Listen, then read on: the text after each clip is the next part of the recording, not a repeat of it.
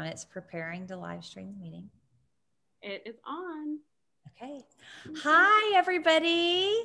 This is Kiona Oxley at Grand Strand Action Together. And we have Ashlyn, my co-founder, who's here with us tonight. And tonight we have a really special guest. We have Dr. Kiona, and she is the founder of How Not to Travel Like a Basic Bitch. And as an avid traveler myself, and as an avid person who doesn't want to be a basic bitch, I was so excited to invite her on and talk about ethical travel. A lot of y'all know that my area of specialization is ethics, and this is something that is totally under-researched and not talked about at all. So I feel like this is a really ripe time to have a discussion about travel. We're all thinking about going somewhere now that we're all getting vaccinated and things are opening back up. So we really have an ideal moment to start thinking about how are we going to move forward? We've had a lot of changes since COVID started. We've all, recognized how our emissions have gone down without all the airplanes in the sky. We've had the Black Lives Matter movement with George Floyd that has changed the way that we recognize and think about our social relationships. So it's only natural that we should start to think about how this is going to impact our movement around in the world and travel. So I'm really excited to have our discussion tonight. So what I'd like to do is we're just going to kind of launch in and learn about Kiona. And I want to learn, first of all, how did you come up with this idea to have I don't know if you have a travel company, but to really think about tourism from the perspective of inclusivity and everything else, the way that you approach it. Yeah, really great question. So my name is Dr. Kiona. I'm an educator first and foremost. People always refer to me as a travel blogger, but I'm like, I don't even blog anymore, so I don't even know what you're talking about. So I'm a multimedia educator, but mostly I stream free lessons on Instagram about different places around the world, and I mostly amplify people on the ground, experts on the ground on what issues they're dealing with in the countries that they come from and what we need to know as travelers when we do enter those countries, like what we should do, things that we should know, culture exchanges, things like that. So that's kind of what I do on Instagram. And then I have a travel podcast. And then I have what I call a study abroad for adults program in Cuba, where it's a 5-day intensive where people can come and take 7 lessons from actual professors who are all very young and nice. And we go party with them afterward. But we learn about Cuba, free medical care system. How does the food system work in a socialist society? How does money and economy work in a communist country? So things like that. So yeah, those are the 3 different ways that I kind of do education. And how I came up with it was I was traveling every month with my best friend. We were both in grad school and I was just burnt out all the time and we were broke. And we were like, okay, whatever is the cheapest ticket, we're going there. And it took us to some really, I would say off the beaten path places that people normally don't go, like El Salvador or Nicaragua. And we're like, oh, $30 ticket going, like don't know anything about the country. And back in the day, you'd have to read blogs to like read what was like the places to go, what to see, whatever. And once we would get to the places that we were going, we'd follow the blog's advice, like, okay, we're going to this bar and we're going to go to this mountain or whatever. And we found ourselves continuously running into like other Americans or other Canadians or other Australians or whatever. And this, like, always these blogs gravitated towards places where people would meet the same people from the same countries. And they all had the same outfits. And I was like, I do not want to hang out with those potato sack bitches. Like, I do not dress like that. I want to move somewhere else. And I want to hang out with some locals and like learn something. Like, I'm a forever student. And we came back from one of our trips. I think it was like our 5th trip in. And I was like, I'm sick of this shit. I'm going to create our own blog because I don't want to read any of these blogs anymore. And I was like, we were down a bottle of wine. I was like, I'm going to call it How Not to Travel Like a Basic Bitch. It was a joke. And then I wrote my first like blog post on Cuba and like advice, because it was like when Cuba first opened and everybody was asking me how I did it. And I was like, here's my website, you could go here. But then it went viral and I had no idea that people were actually going to read it. And I also wrote in like the voice that I talked to. So it's like I'm talking to a friend because it was literally for friends. And then people loved to hate it as well because they were like, who does this girl think she is? Like, blah, blah, blah, blah, blah. And I'm like, who even are you? I wasn't even like writing for you. I was writing for like my people. But I also think that's what really gravitated people toward it too, because they were like, oh, I'm just talking to my homegirl. She just gave me the real talk. So that's kind of how it started. But I think what we had been like, I don't think at the time we really knew what we were doing, but I think what we were unconsciously doing was touching on like privileges in travel. And when people aren't self-aware of what they're doing when they're traveling and are actually like kind of participating like in neo-colonialism or like just not being good guests in a place that you're supposed to be a good guest in. And also just like not following protocols, not following respect, not being aware of their power and privilege whenever they travel and all of those things. And so it eventually developed into like more ethical travel, like local travel, things like that, and what we can do to support other people. And I always say like, no one should be ashamed of their privilege and that you shouldn't feel guilty about it either because that's a useless emotion. But I do think that you should use it and be aware of your privileges. So what How Not to Travel does is being aware of your privileges, whatever they are, not feeling sorry about it, but being able to use it and implement it in everyday life so that you can go forth and actually be a helpful guest and not a hurtful guest. Mm-hmm. I like that because I think a lot of people, and specifically like white women, I would say, like think it's just like cute to go and like see other cultures and then end up participating in displacing the people that live there, buying up, property and then renting it out. And so it's like that's not your home, and you're not actually like adding anything to the place. You're taking away. So it's a lot of stuff that I've, actually learned from reading your posts and seeing everything that you do. And I think it's great because I don't think I know anyone else who's talking about this the way that you talk about it. Yeah, it is. And like, it's a shame because I really feel like the way we unite as people is to visit each other, to have these dialogues, to have these conversations. Like, I feel like actually social media is a horrible place to do that. I'd rather do a face-to-face, or I call them like dinner table talks. Like, I'd rather have dinner with you and like, there's certain things that you can't say to me to my face, but you could probably say it to me on social media. But like when it's face to face, there's like a heart centered space that you are, and you're sharing food, you're sharing culture. And so there's just like already a bond. And so then you can like kind of like create a healing space around that. So I highly encourage travel. But I also say that we can't like decolonize travel until travel is accessible to everyone. And because it's a colonial practice in and of itself. But with that said, like, okay, what are we going to do with that? And I feel like some people don't understand that, like, okay, it's already a colonial practice and now you're buying things, which is even worse. Like you're buying land and like it be beachfront and all these things. And I'm from the islands of Hawaii and they always say like, come and then leave. Like come visit, like experience the aloha spirit. We want to share like our cultures, our food, like our language, all these things, but then go home, go home. Because then it turns into like an entire, like a paradise, but not for the people who live there. Right. And I think that's what we want to avoid. Mm-hmm. I definitely agree. And I think, I don't know your order of the questions you wanted to ask, Jelena, but I feel like that goes into something you were going to touch on for yourself. I have many things I was thinking about and touching on. Yeah, so I'm fascinated by a lot of the things you say. Getting back to your travel blog, I'll just tell you how old I am. So my first time I went to Europe, I bought, this was back when the way to get around Europe was to buy the Let's Go guides that Harvard University students would publish. This was like a book. This is like before blogs, right?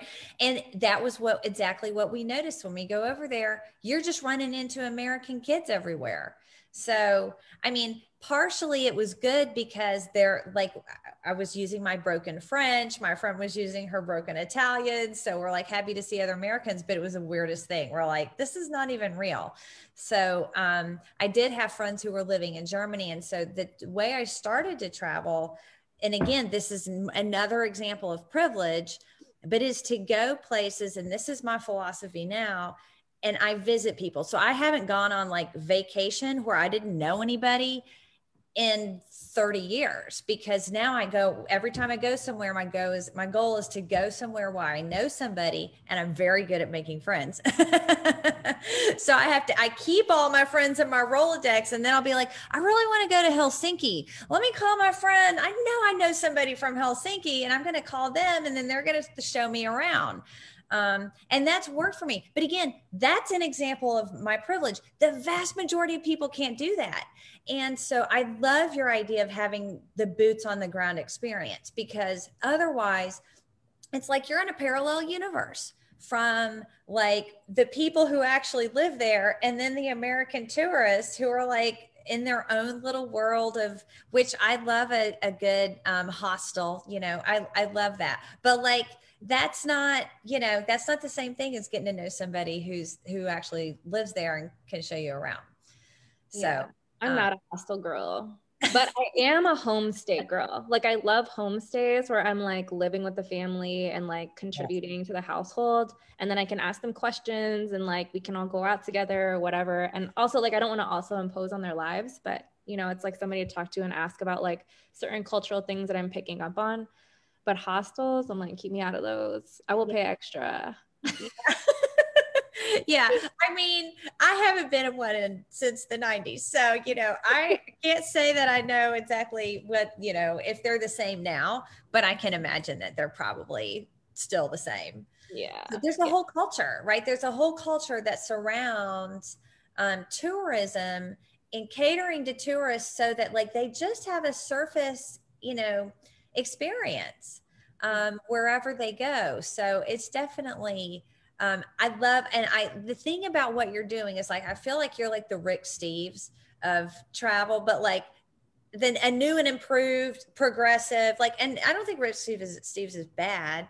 I'm curious to hear what your opinion of him is, but like in order to do the work that you're doing, you have to be in the community. You have to know people, you have to have the connections, and you have to sustain them. And so that's why I love like what you're describing as study abroad, because we offer multiple study abroad programs here at the university, and they are all made possible by a faculty member who has cultivated relationships over the course of years. And so they can have homestays, they can go work in a village or do research on an archaeological dig or something. And that kind of stuff takes time. And if you don't do it in college, there's not a lot of opportunities to do it afterwards. So I want to sign up for one of your trips. Yeah, exactly. And I think this is also why our generation is really unique, because we have social media now. So I can literally type in Helsinki or wherever you're trying to go. How do you say it? Helsinki. Helsinki. It's in Finland. There it was trippy. And I can message somebody, right? Like there's somebody out there that's there and be like, hey, I'm coming or whatever. And I know that's random, but I've definitely made relationships online. I mean, I don't think this person expected me to actually buy a ticket, but she was like, I was watching this random girl's like story on Trinidad Carnival. And I was like, this sounds so amazing. And I was like, oh, who are those people there? Like, cause they have these like blue devil things that come out. And I was like, oh, like what costume are you wearing or whatever? And she's like, just breaking it down to me. And she's like, you should totally come next year. Like you can stay at my dad's house. And I was like, okay, booked a ticket. And I was like, I know we don't know each other, but I'm coming. We're gonna get to know each other. And now I go every year now. I know now I'm like, when I'm in South Carolina, I'm gonna call Ashlyn like, hello, I'm here. Be like, come on in, and we'll set you up. Yes, exactly. So I feel like with social media now, like those connections like became even smaller. Like it's really, really possible to build those connections even before landing.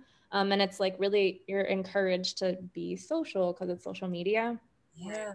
So yeah, I mean, I definitely cultivate the relationships once I'm there, but that doesn't, I don't always build relationships beforehand. It's sometimes like I land and then I, kind of get my grounding and then I eventually make friends. I always leave with a like lifelong friend. So that's good. But I also think it's about the way I move because I I always say like, I got a PhD, I'm a lifelong student. Being a student comes easy to me because I've been a student my whole life.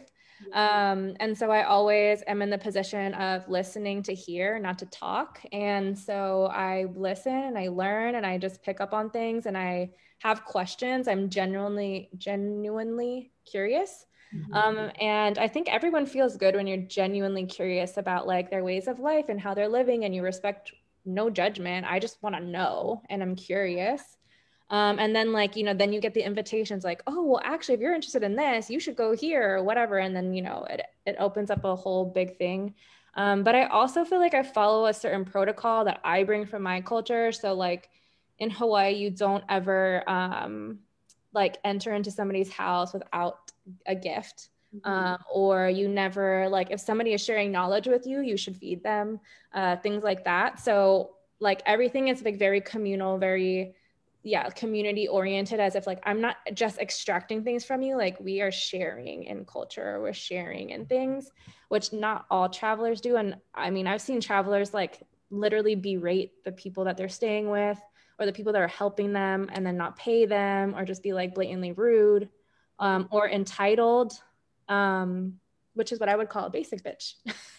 Yeah, that was one of my questions is like, what's a basic bitch for you? Because we want to not be one. So I've been traveling across South Carolina, such as it is. So since the pandemic started, again, I used to be an avid traveler, but I'm on this mission with my kids to go to all 47 South Carolina state parks and talk about colonialism. There is some major colonialism, but they're trying to fix it. But they know that like all these antebellum, you know, a lot of these plantations and things that are state parks are totally racist.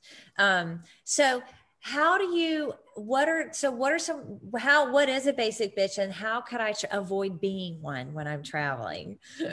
So I always start off with the basic bitch is gender neutral. Anybody can be a bitch. Your mom can be a bitch. Anybody can be a bitch. So first things first. Second of all, it really has nothing to do with pumpkin spice lattes or Uggs for me. It's mostly a mindset on like, if you have the awareness of your power and privilege and how you're using it, and being aware of walking gently in the lands that you are in so that you leave it better than you found it. And if you're not, then you're a basic bitch. So I like to give examples. One example would be going into a country and already having the power and privilege of financial or economic currency, where your currency is larger than or stronger than theirs is, and then negotiating to the point of insulting. A lot of cultures have like negotiations built into their culture. It's not wrong, but to the point of insulting, like you're arguing over 30 cents. Like I'm not doing that, and you shouldn't be doing that either. Okay, if we're arguing over like $500, like I went to Morocco and this guy was like, $10,000 for this carpet. And I was like, yeah, no, I can't pay that. Do you have a better price? And he's like, okay, 300. I'm like, okay.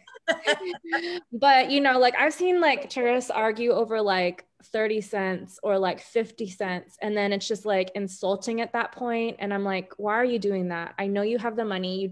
I just saw you go to the bar and order like 17 drinks. And now you're arguing over 30 cents for like a wallet or whatever you want to buy. Like it's really insulting.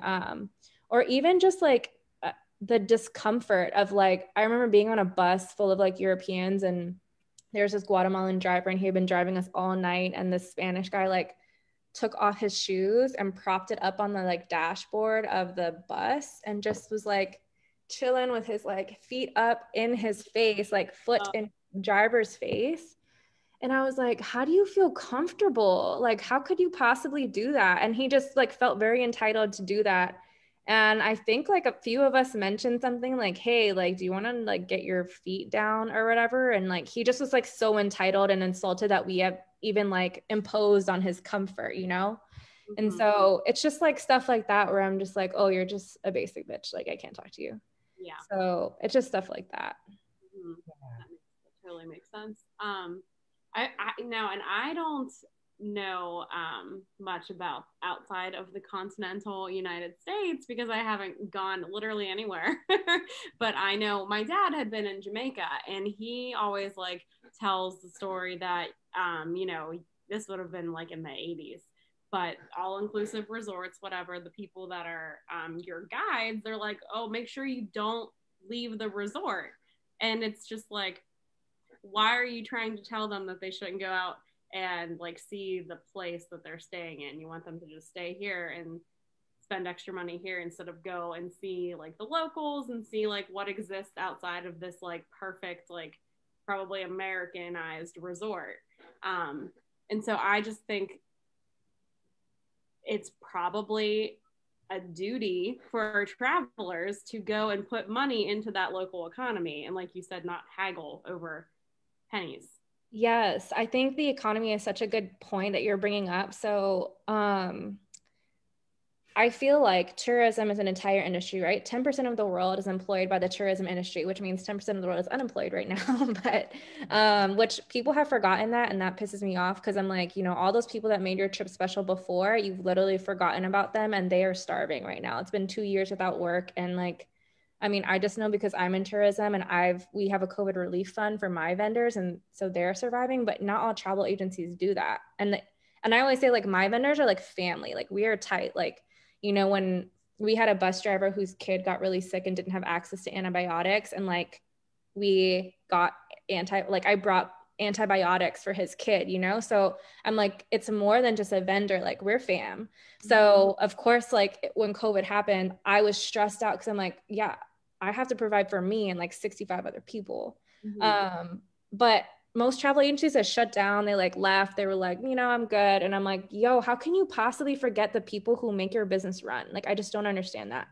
But I always try to stress that like with your tourism dollars, like you're providing like whole entire economies, like local economies to these families. Like with my trips, we support 65 families, and 75% of them are Afro-Cuban. So we like on purpose chose like Afro-Cuban vendors to like make sure that we're countering the disenfranchisement that Black people experience all over the world, really. And so I am like, you don't understand how important it is where you choose to rent your car, where you choose to stay, who you choose to be your guide, who you choose to rent a kayak from, like all those things. And I guess it like became very obvious to me in Nicaragua. So we wanted to slide down or surf down this volcano. And there were two travel agencies that did it. This one charged $20, and they were like, yeah, come, it's only $20, whatever. And there was another agency that charged $40. And I messaged the $40 agency and I was like, why is yours 40 and why is theirs 20? I'm just curious to know what the difference in this is. And I got this really long email back, and I'm so appreciative that they even took the time to do that. But they were like, listen, this $20 company is Australian.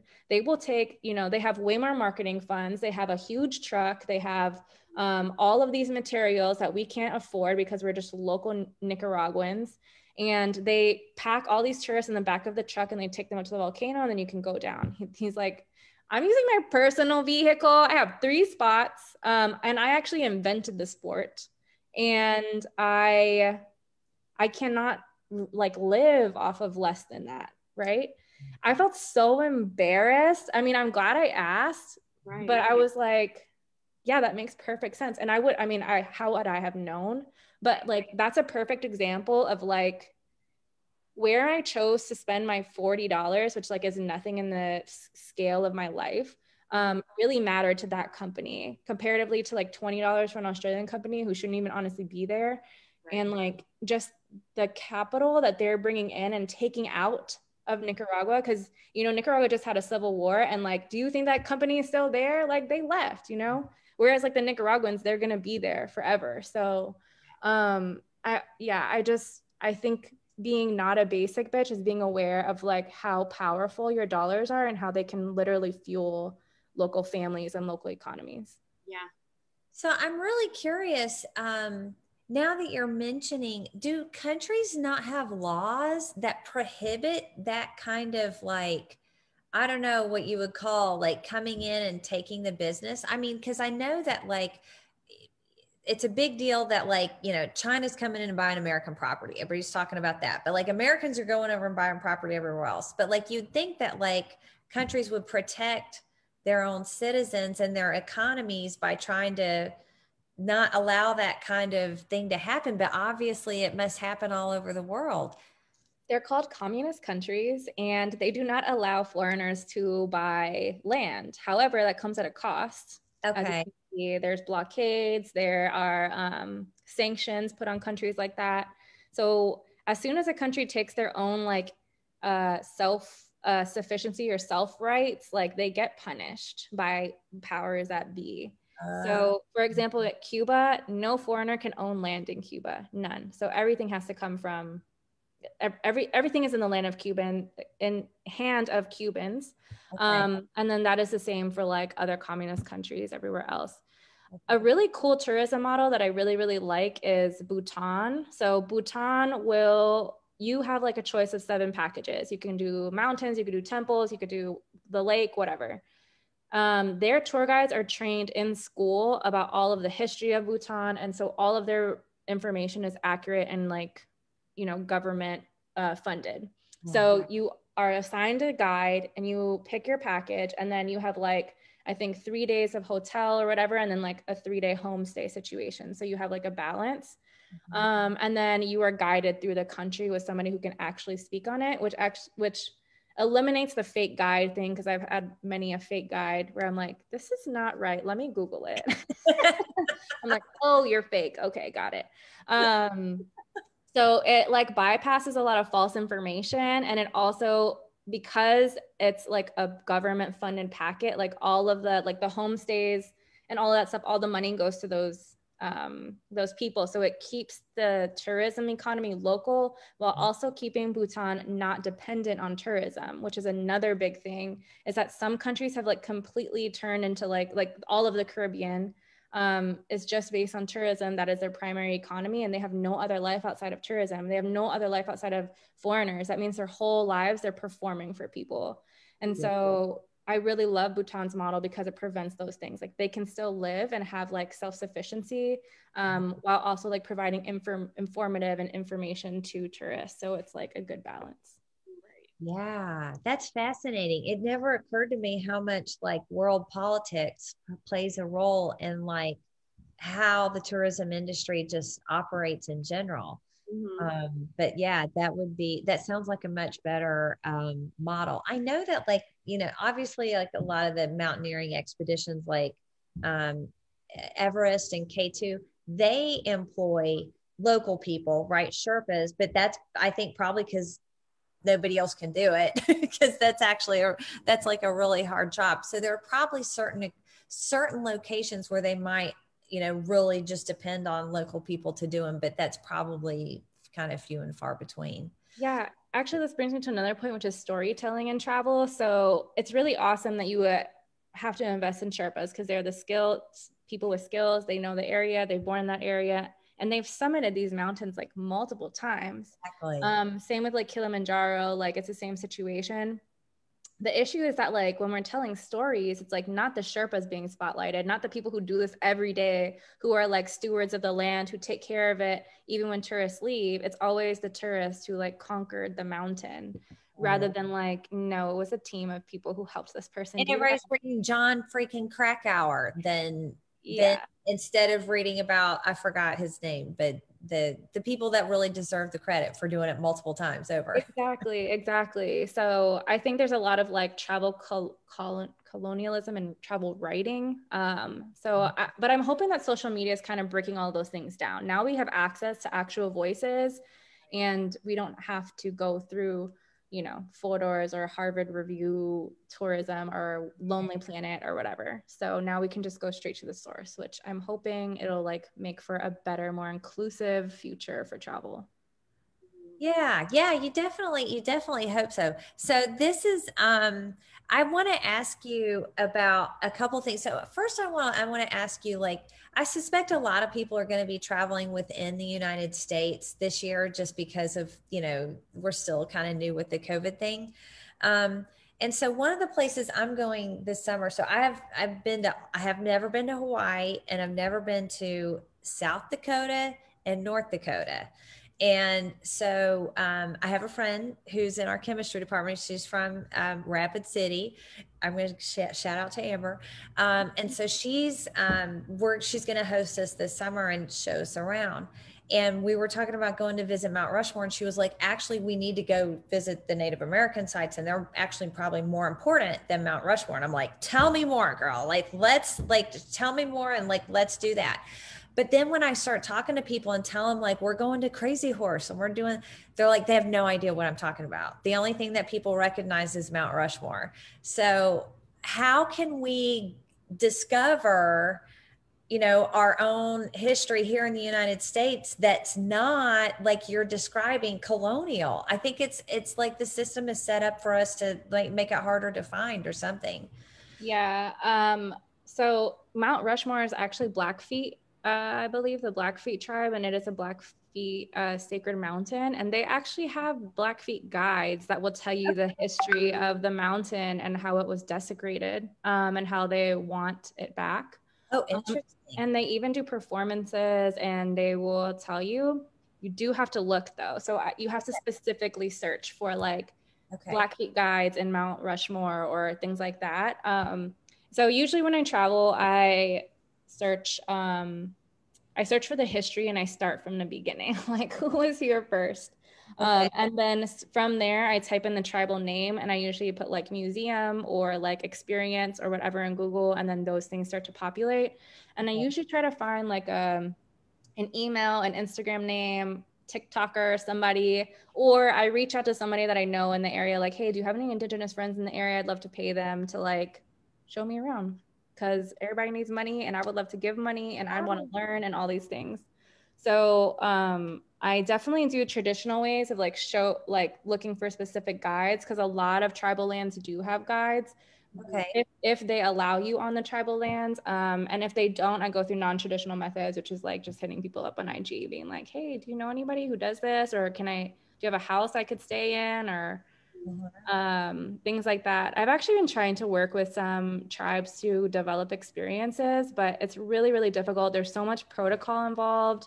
There's lots of like prayer involved, and like it's a weird thing with like capitalism, because money doesn't operate like that, and it's weird to accept money for like money in exchange for culture. It's like not a thing. So it has been like a delicate subject, but I'm kind of like, okay, well, can you show me around, and I'm gonna just leave a donation. Like, it's not payment. I just want to like show my appreciation. What can I put this towards? Like, do you have some sort of like foundation? I'm like, what foundation you want? Like, just let me know and I will throw money at it. So we have they are called the Waccamaw Indian people here in this area, and I believe they accept donations for like preserving something. Jelena, do you know what it is? Is it like it's cultural heritage preservation or something like that? And they're trying to get like even a more specialized protected status. They have some land that's been given back to the tribe, but I think they're trying to get even more land. I think that's part of it. Yeah. And I know they do like every year they have their powwow in I think the first weekend of November. But so they, probably wouldn't accept money either if we were just like, hey, show me around and like here's this. But then there's that whole project they have that too. So that might be something for you to, when you find South Dakota, North Dakota, whomever it is. I mean, to be honest, I mean, we're just thinking out loud here. I mean, Kiona, there's Native peoples in every state, right? That were the first people who were there. Yeah. So we could do this everywhere we travel in the United States, is to figure out who are the people that were there first and start your tourism that way. That's such an interesting perspective. I'd never thought about that. Yeah, you can do that in the United States, and you can do it outside of the United States as well. There are Indigenous peoples everywhere, and I encourage people to search for them. They're there, and they have packed with freaking knowledge, like they're the best teachers that you could ever have. So, but yeah, I went to Taos, New Mexico, and there is a really cool town there, or pueblo, and they don't use electricity, and all their food is made by like brick, like I don't know, you like put it in the oven and it cooks. Okay. And the men still like have their traditional hairstyles, where like I forgot, I'm gonna butcher this, but like if their hair is tied, it means that they're single. If their hair is like down in a braid, it means they're, you know, married. And they're hilarious. They're like, you know, go for the guy with the, you know, don't touch any of the ones with the braid because you might die, somebody might kill you, but these ones, you know. And so they're super Awesome. funny. But they give guides, and it's a volunteer project where they show you around, they tell you about their culture, and then you like leave a donation if you want, but it is like for free. But I always say it's for free. You have to give money. But also they go over like how they ended up buying their sacred mountain back, and how all of that was through allyship, because like someone came and visited and was a lawyer and was like, oh, let me help you with this or whatever, you know. And then they like ended up raising enough money to buy a whole mountain back. So, and they bought it back from like miners, like they were mining it for copper or something, and now it's like just there. And in Hawaii they do the same thing. They slowly have bought like so many forests back, and just to be a forest, right? And like if you think about our society, like I was reading this thing how like a whale is more valuable dead than alive. And what kind of world are we living in when like trees are more valuable dead than alive? Right. And that like we need to start changing our mindsets, because that's not the case, and we can't keep destroying this earth. And so I feel like Indigenous peoples think the opposite, where they're like, no, like we want to buy money to just let a forest be a forest. We want to like buy things so that a whale can just be a whale, and we can enjoy them for like the future, for the youth to enjoy as well. And so I always feel like there's always land funds or land trusts associated with like Indigenous peoples or tribes that you could contribute to as well. And I also try to do this like whenever I give speeches. I usually give a land acknowledgement, but I also try to follow it up with like a fund donation. So I'm like, okay, yes, I'm on this land, I'm giving a speech. I probably got money for this speech, so I'm going to like donate to the land. Right. Buy back land fund, land back fund. Yeah. Well, now, Jelena, you have tips for your. Oh, and also go to powwows.com. One of my really good friends writes for that, and there's a whole calendar of all the powwows in all of America. So you can, and powwows are open. Yeah, and powwows are open for everybody, so everybody can join. Yeah, it was so interesting when the Waccamaw, when I first saw it advertised several years ago, I was like, anybody can go to a powwow? And they're like, yeah, everybody's invited. And I was like, awesome, this is great. So I didn't know that there's a whole website. I can like, that would make a fun year of just traveling from one powwow to another. So yes, that's what you can do. Yeah, that would be fun. Yeah. So I don't know if Jelena included this in her list of questions, but I don't know if she even like saw this, because I told her, I was just like, go, here's her website, but really check her Instagram. And so she was like preoccupied with the grad school thing that you were doing. But yeah, I went down that rabbit hole real hard. I wanted to know what you were doing with the hand sanitizer bottles and everything. I just think it's really neat, and I feel like she would probably love it. Yeah, this hand sanitizer thing. Okay, so I also, since the pandemic and people weren't able to travel, I just singly traveled, and I decided to do travel through products. So the first project was the Oaxacan black clay mug. So Oaxaca has been hit really hard, and that like no tourists were coming. It's a very, very indigenous area. We really need to be careful and protect those people. So I called my friend who's indigenous from Oaxaca, and we went together to go see who we could support. And we found this village, and there's a legend, there's this mountain, and it is the only place that you can find black clay in the world. And it's like genuine black clay, like it's just black. And you don't need to fire it to turn black, it's just black. Yeah. And only men can enter the mountain, and only women can like mold it. So it's like this cool, I'm going to call it yin yang, but like this balance, harmony, I'm sure they have a different word for it. And that like there's a male and female counterpart coalition to make it together, and they make all these really cool black clay products. And it's really cool because at the end you can just return it to the earth. So if you break it, you can return it back to the earth. It's not glazed, so you can just use it until you're done, and then it just goes back. And what's even cooler is the Mexican government has preserved this mountain, so only indigenous people of that mountain can harvest the clay. You can't buy it, only they can like touch it. So we went into the village and they told us that like, yeah, they weren't selling anything. And also because since the plastic industry came in the 70s, they haven't really been able to sell their pottery. And so we were like, oh, well, we could sell some for you. So we ended up paying, I think like 3 months worth or 3 or 4 months worth of their, like for their inventory. And we sold, I think 1,000 or more mugs for them, to the point where like, because they're all handmade, like only one person can make like 10. So we ended up employing the whole entire village to fill all those orders. And so the entire village got paid through Christmas, like through all the holidays. And from A to Z, no plastic was used, and we shipped them all out to customers. And so people got their black clay mugs, and the warehouse workers in Mexico who were packing it got paid their holidays all the way through, as well as all of the Oaxacan, the Oaxacan village that we were supporting. So because that was so successful, I went to this town called San Miguel de Allende, which a lot of expats visit. But with tourism, usually the hotels are packed. And now it was like kind of empty. And then when the hotels are empty, that means not a lot of people are using soap. And the soap is handmade lavender that comes from a lavender farm, like just down the street, about like 30 minutes.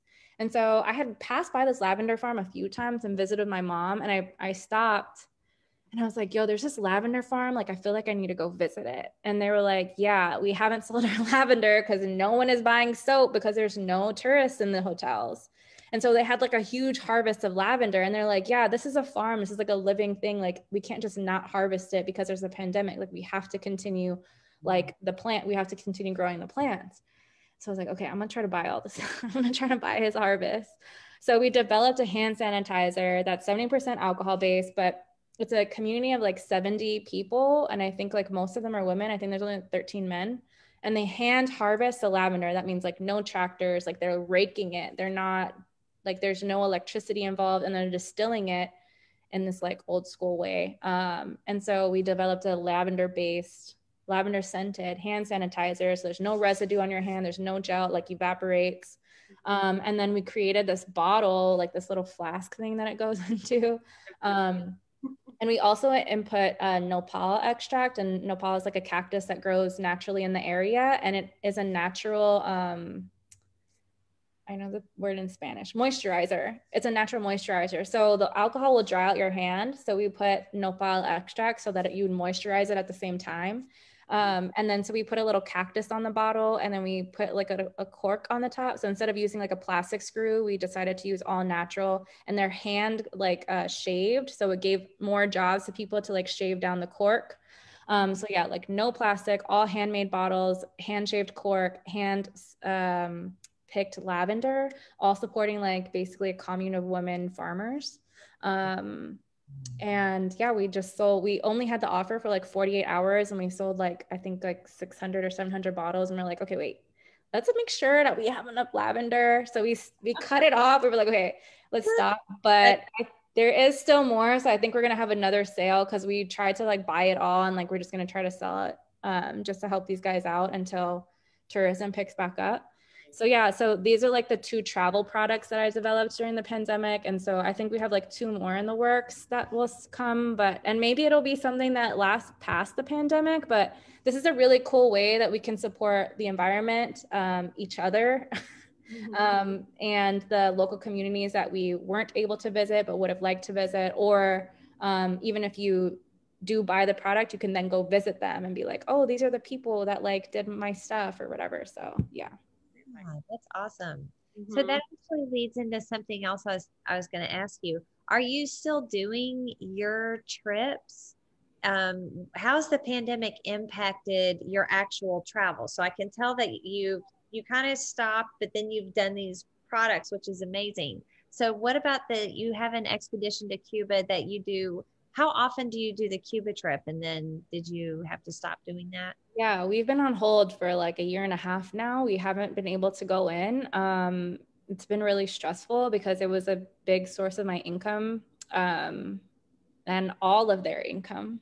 So We've had to stop that. We've been surviving. So like all like people have canceled and all of the cancellation fees went into a COVID relief fund. We've distributed to the vendors and they're fine. They're surviving. Me and my business partner, on the other hand, we have to make money other ways. And we like try not to put it on like our vendors because like they're in a way worse position, or yeah, they don't have as many opportunities as we do. So it's been stressful, but we are hoping to start back up in September as our next planned tour, and we cap them at 10 people. Well, we cap them at 10 people, but we have multiple tours running at the same time. But we don't want like a group of 50 people. Like that's just annoying and uncomfortable. And also, I don't even like people. So to be with 50 people and expect other people to be okay at 50 people, there's no way. So we like try to cap it. And then we also have a diversity requirement. So we have like 50%, we'll accept 50% white people on our trip. And then the rest have to be like POCs to avoid like only like there being one type of person on the trip. Because it's awkward for everybody. And I always say, like, I don't want to go on a trip with 100% 10 Asian people. Like, I want to hang out with other types of people, you know, and like learn from them as well. And it's actually been a really cool experience. Like on one of my trips, we had a Nigerian girl and she was hearing like the chants that we do an Afro-Cuban religion lesson. And she was hearing the chants and she was like, wait, I can understand them. And I was like, wait, you can understand what they're saying? Because they were not speaking Spanish. And she's like, yeah, they're speaking Yoruba. And I was like, oh shit, of course they are. Like the religion is called Yoruba. And so I asked them, I was like, hey, you know, like she can understand you. And they were like, yeah, we don't like this Nigerian has been passed down for 500 years. So it's like our old English. So this is like old Nigerian language. So she's like, I can understand them, but they're speaking like different. And so it'd be like us hearing like old English. And so I didn't know this, but my guide, who I had been talking to for like years, he's like, oh yeah, like scholars come from Nigeria all the time to study our chants because it's like a preserved snapshot in time, like right when enslaved peoples came to Cuba and they just preserved their chants. And I was like, you didn't think to tell me that before, but it's something that would never have come out if I didn't have a Nigerian person on my tour. Right. Or I had like a South Korean girl on that same trip, and she was a translator for North Korean defectors. And she was like hearing North Korean stories and being here, it actually is like the same. She was like, I feel like I'm experiencing North Korea right now. Because like there's like, so in Cuba, you get free food every week. And I guess like in North Korea, they give you rations as well. Like things like that, free healthcare, like socialism. Yeah. And so she was like, yeah, I mean, hearing it and then experiencing it are two different things. And I'm like very fascinated now. Like now she's like, I want to visit North Korea now that I've heard all these things and now that I've experienced Cuba. But like, I also would never have ever made the correlation between North Korea and Cuba if she hadn't been on that trip.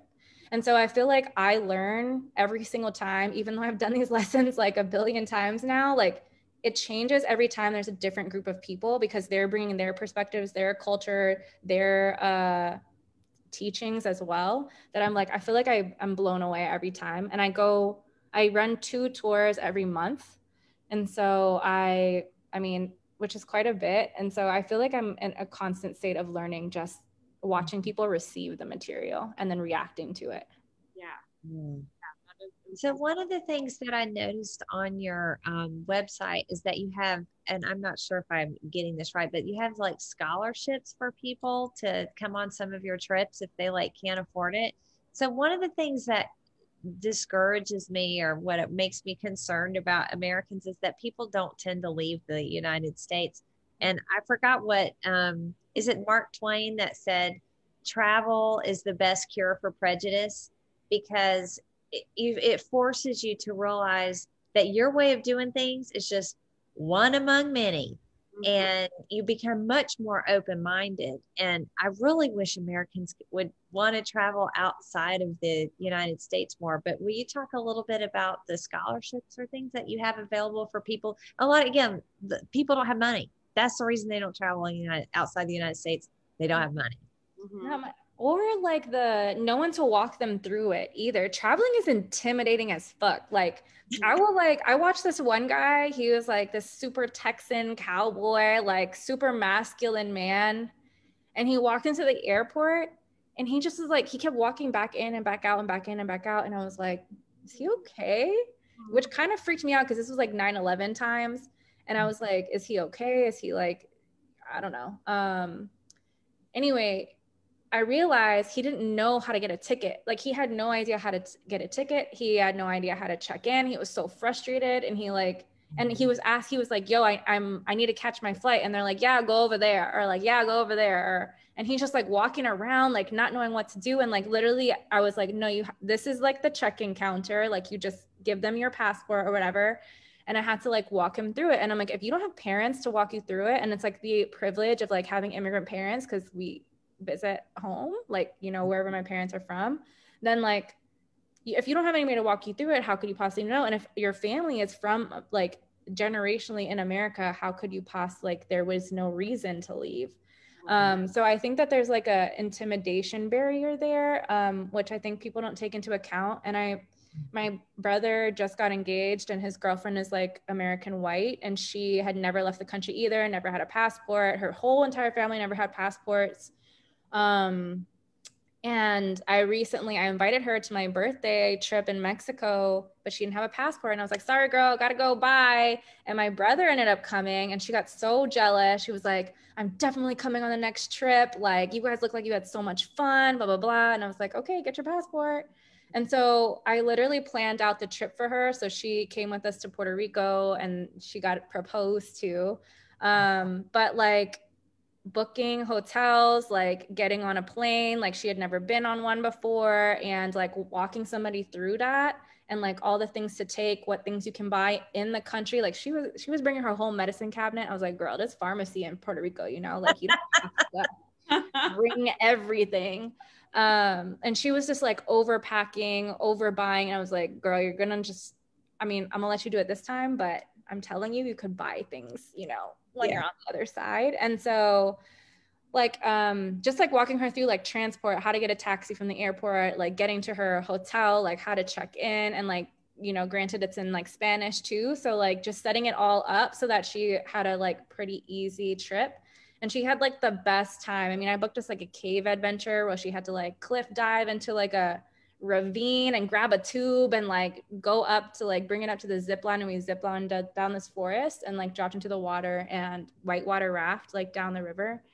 And she was like, I've never done this before. Like she had only seen Michigan before, and granted Michigan's beautiful, but you're never going to get the tropics like how she was experiencing. And so she was like, I'd never seen scenery like this before, I've never done this before. And now she's like, so where are we going next? And so I just feel like there's a really big barrier for a lot of Americans of like not ever having done it, not having anybody to walk you through it, and just like maybe even not even having the imagination to do so because it's just not a part of your family. Whereas like immigrants or people who come from other places, you know, we grow up on airplanes. So I think that's one. But second of all, I do think that, like, to your point, I think the more that we travel, the more we get exposed to different perspectives, different climates, different ways of life, and how there's like multiple different approaches to solving problems. And that's really like tolerance is the answer, right? Like maybe if we could tolerate each other more or learn each other more, or just not be so ethnocentric and that like you think that you're the best and your way is the best, and that you can accept like that other ways exist, I think our problems wouldn't be that many problems as we have today. So it's like, I just really, really feel like travel is the answer, or at least learning through travel or whatever the case is, because like it then facilitates conversations. So yeah, I definitely agree with that perspective. I think that would be super, super helpful for everybody. And I like for myself, like I've always wanted to go other places. Like I have a whole list of places that I want to go to, but it's always either doing classes or like working more than one job or then pregnant. So it's just waiting. Yeah. But like for instance, my mom, she has no desire to really go anywhere. And my grandpa, he's like, I've already seen pretty much the whole world. He's like, was in the World War II in the Merchant Marines in the Army. So he's like, I've been everywhere and I have no need to go anywhere at this point. I'm like, all right, well, I'll see ya. I'm going to go by myself then. Yeah, I feel you. Oh, but I meant to comment on travel programs. So we have a program that basically people can donate their free flight miles, or like a sum, and then we will pay for people's flights. And if you need a passport, we'll pay for your passport as well, if that's what you need. Yeah, to encourage first-time travelers to like come. Yeah. Cool. I love that. I love that. I mean, I think that's a lot of what people need is a push. And you're right that it's like the whole concept is foreign. Like if you've never gotten a passport, it's like finding the passport office, getting your picture made, getting all the documents that you need to go down there and sending it off. I mean, it's an intimidating process, and especially if you've never done it. And I think that's why, people like to go somewhere where that's an English speaking country. So then you have a whole nother layer of colonial, aspects to your trip also. But so I think it's just it's not easy to get launched. And like you're saying, if somebody shows you the ropes, like you're obviously so ensconced in travel that you're just like, I can do this and I'm going to bring everybody with me. And I think that that's totally the way to do it. So I love and to Ashlyn's point, a lot of people don't have people that they can travel with. And so going by yourself is even more intimidating. Like I know a lot of women are like, I love solo travel. I hate solo travel. I don't like solo travel. I don't like doing shit by myself. Also, it's scary and dangerous. No, I need people to know where I am. I don't like to hang out with people all day long, but I at least need to come home and like know that somebody is keeping track if I'm coming home, especially as like a woman. Like that shit is, like femicide is a global issue. So I'm not playing with that. And we've all in this room, or whoever watching have experienced assault or harassment or something at some point in our lives. So I'm like, no, I just have no interest and I don't like it. So that's also why we have group trips, so that like people that are just one can join in on a group, and they're not doing it by themselves. The only thing they're doing is getting on the plane by themselves. But like as soon as you land, like we're escorting you off the plane, like we handle everything from A to Z. You literally think about zero things. So it's also like a first timer trip, and that like, okay, like we actually had we have this program, but we've had multiple first timers because they didn't have anybody to go with. All their friends were broke, didn't want to pay, but they wanted to go. And they're like, okay, this seems like a safe thing for me to do. Right. So I think all those barriers like put together like prevent Americans from traveling. And I think that my trips kind of seek to eliminate as many of those barriers as possible. Yeah. And I love that you do Cuba, because everything that the United States has done to screw over Cuba, it's just, the fact that we can go visit and put our money into their economy and try to let them have their freedom without sanctions and blockades and whatnot. Yeah, exactly. And now there's a private sector. There wasn't any one before, but I think in the past decade they started like a private sector. So now you're supporting like small businesses literally. So if you didn't want to contribute to communism because you got an issue with that, like literally you're not, because you're just contributing to small businesses. So so which is actually like a stipulation that the US government put in, saying that like Americans can only travel to Cuba if you're not contributing to the government, which is kind of impossible, but okay. But so like we stay in like family homes, they're really nice mansion family homes, but and then we stay on a farm, and we all the restaurants are all like owned by Cubans. So everything goes back into like the local economy and private sector rather than like a public government sector. So yeah, I'm ready to sign up for that Cuba trip. I was ready to go once, things changed under Obama, and then it all reversed course really quickly with Trump. So yeah. And you know what? Actually, we've had like multiple mother-daughter dyads come. And at the beginning I was like nervous. I was like, because my mom's so dramatic. Like she'll be like, oh, I'm hot. I'm having a hot flash. Like I'm burning. I need water now, And so I'm like, I'm scared about these moms. Cuba gets really hot. I know how my mom is going through menopause, and she's annoying. Like, I don't know how these moms are going to take it on. Honestly, they've been the funnest ones. Like I'm like, Ginger, it's 6:00 in the morning. We have to go. And she's like partying, and she's like buying drinks for everybody. I'm like, oh my God. And another one, she's like, Kiona, I really want to go down this cave. There's like we have a day where you have like optional activities, and like one of them is like cave spelunking. So you like go into this cave and like you can swim in this cave. And I was like, I just don't want you to get injured down there. Like, I don't know. Like, are you like, I don't know. Cause you're like 70, right? And so I'm like, I was like, okay, are you sure you're going to come back alive? Because if not, like, I'm going to kill you myself. And like, I was like, I just don't want that responsibility or that pressure. Like, are you sure you can do it? She's like, stop being my mother. Like, I'll be fine. And so she did it. She came back like full of dirt and she was like, this is the best experience of my life. So I was like, okay, I'm glad that you made it, mom.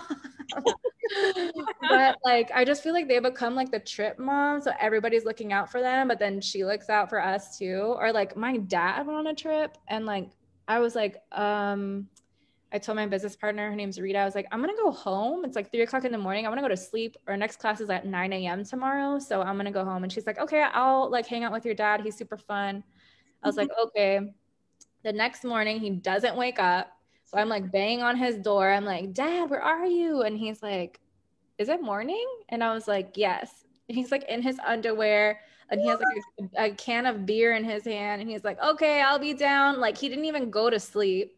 And then he like puts his pants on, like has a 6-pack and he's like offering it to everybody on the bus. And I'm like, oh my God, it's 9:00 in the morning. And then like Rita was like, yo, your dad like out drank me. And so she just shows me this video and like my dad is like on stage at like a reggaeton concert and like partying with all these other men. And I was like, where did he even find these friends? Like, I'm so confused. And he's like, yeah, after this lesson, I think I'm going to go hang out with my friend Stu. And I was like, who's Stu? Like, I'm so confused. And so he's like, I don't know. I just love that like they also feel good and feel comfortable. And like, it's not, there's no like ageism. I think I probably impose that more than anything just because I'm protective.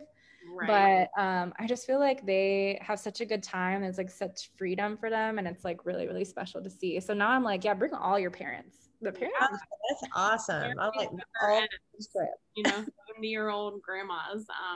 They can also go and they can learn. Yes, and they are fun. And it takes a very specific type of like mom or like older woman to come. Like they're already open-minded. Yeah.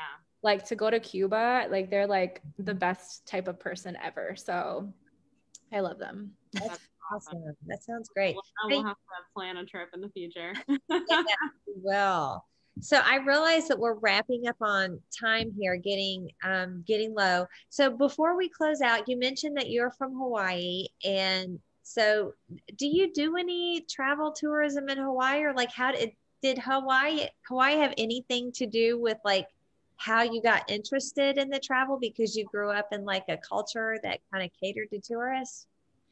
Well, I don't really think it did. Actually, Hawaiians don't like tourists. They don't. Okay, I've never been there, so I need to go. Yeah, so they're like, don't come, because they can't enjoy the waves. They can't enjoy the beach. The place is like fully packed all the time. They like can't enjoy their own sights. And then, you know, they get treated terribly by like people who feel entitled. So I get why they say that. I'm actually trying to develop a culturally aware program so that people before coming can like take a class, like update themselves, and like it wouldn't be me teaching it, it'd be like my Hawaiian friends that are teaching it. So I am trying to develop a program so that like people can go to Hawaii in like the best way rather than like an unknowing way, or like they don't have an excuse now. I'm like, no, you fully took the class or the course or whatever, and like you're entering in with knowledge now that's preparing you to like not desecrate the place. So we'll see how that goes. But I actually I realized that I had a really unique background and that like my stepmom's Palestinian, my mom is Korean, and my dad is Austrian. And so they're all three from different countries. And I grew up in a very international family, and going to school realized that that is not normal. To have to, you know, like cultural norms for my mom are like opposite of like my dad. Like I remember my opapa yelling at me because I had like sat at the table cross-legged, and I'm like, oh yeah, like when I'm home I sit cross-legged on the ground. And he's like, yeah, you can't do that. Both of your feet need to be planted on the floor. Like, you know, eating with like, he was super proper about table manners. Like Austrians are so bougie about table manners and like you know, which wine to pair with whatever. And like, you know, we're going to the opera after and like learning how to like waltz and all these things. Whereas like Asian culture is so different. Like we don't use knives. We have like chopsticks. We actually don't tear into anything. It's like you like treat everything like small and packaged. I don't know. And so I was like, they're opposing cultures that I've had to like adapt to and within myself, and like and introduce the Arab culture, which is like even more different. So I feel like I have been grown up in a mini society that I've had to adapt to, like reacting to different cultures and like making sure that like I honor all of those cultures around me. And I felt like it was very difficult for other people to adapt. And so I wanted to, it inspired me to travel more, to expose myself so that I would again like walk gently whenever I meet these people, and like being like, okay, I have been in a country, I know exactly what I need to do now, or I know how to like honor you or whatever. And I feel like if other people had access to travel, they would also be more aware of like how to oscillate between cultures and like also share their own and be proud of their own as well, and find so many similarities between each other. Like we're all very much the same, we want the same things, so I think that's universal. Yeah. Yeah. That's awesome. I definitely think, like I said before, that you have a very unique voice, and that you're doing travel different than almost any other travel person, you know, microblogger, Instagrammer, blogger, whatever, than I've ever seen. And you see like the same things over and over again, really. It's just like, where's the new information? Like, show me something different. Yeah. So that is where we're at here in Horry County in Myrtle Beach. It's like super, super touristy. And, you know, the folks here, they also still travel. And I know we've got tons of people who are going to be going on vacations.